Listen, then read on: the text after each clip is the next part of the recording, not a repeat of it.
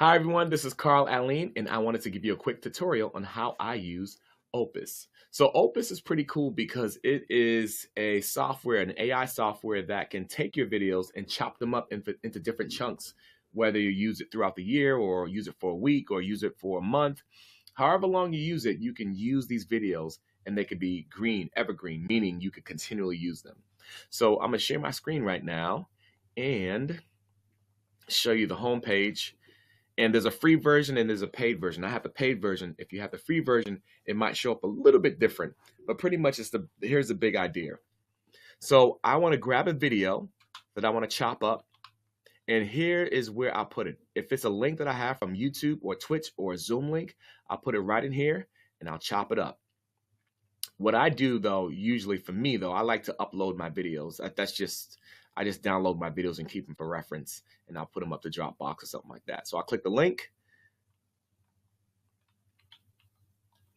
and then I'll put the video right in the spot where I need to have it. So right in this area. So I just put my video up. This is my wife, Teresa, and I'm gonna bypass that because I already have videos up. I'm gonna go straight to my video and show you how I use my video and how I chop it up. So here's a video that I already put in there, chopped it up. And if you upload it, it won't take long at all. It'll probably take about 5 minutes. But if it's a longer video, it could take about 10, 20 minutes or something like that. But it'll let you know. So I'll use one of my videos, click on it, and then I have the option. But before I say the option, I'm going to let you know that you can use the title. It's going to give you titles, and it'll also give you numbers. And so this number is the idea of this is how much of a potential this video has to go viral. So this is 99, which is really high. And it could be for different reasons. Sometimes it's the title, sometimes it's the words that are in the video, the specific pieces of nugget that are in the video. So this says Resilient Introverted Small Business Owners Secret Weapons. That's a pretty good title. I have the option to change it or I can keep it. So it's cool. It gives you those options. It gives you some good ideas. And also here's a transcript. So you can use this, or you can just type a post in with the idea of this, because this pretty much transcribes what is said in the video. And then what I want to do next is I can edit my clip.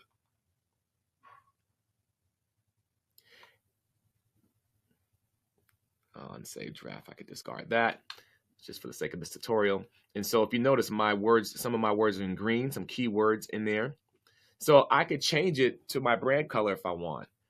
So if I wanted to do that, I can go right to captions. And then I have font types that I can use, the styles. And then I can go right to the font, and I could even increase the size. I like to say like 45 to 48 with this particular software. And it makes my words bigger. I also can change the color in the fonts as well. So if I want to change it and use a brand color, I could change it right here. As you can see on the left, it changes the color. And also I can, if this is fluorescent, I could keep it. Sometimes I'll keep it green or yellow just to grab people's attention, or I could make it all my brand color. But for a color like mine, it may not be easy on the eyes. I'll show you.